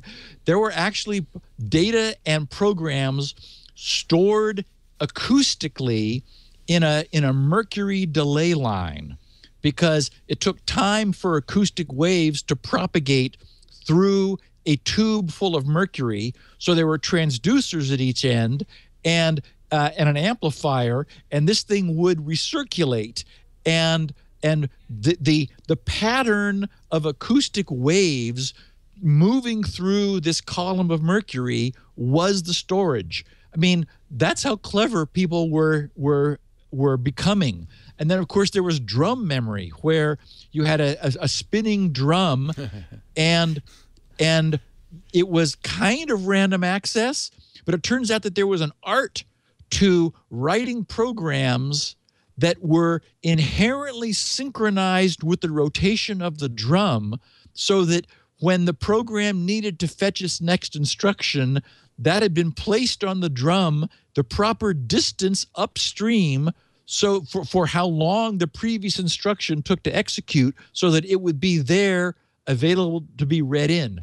You think about the pioneers of computing and what they went through with the tools they had at the time. And then, of course, all the sci-fi movies showing the spinning mag tape, where magnetic tape was the way you did bulk storage. Think about the challenge of sorting files on mag tape.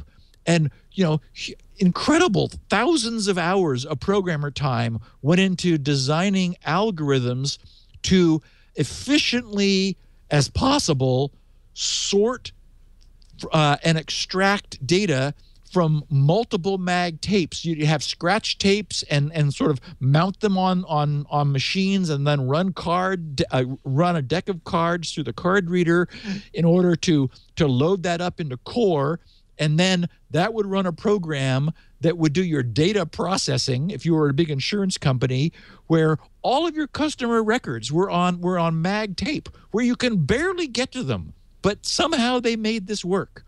And so of course, we've moved slowly forward with storage getting much faster and much less expensive, but always fundamentally remaining kind of inaccessible, block accessible, where you would address a block. And this represents such a big change in thinking that it's just sort of hard to get your mind around.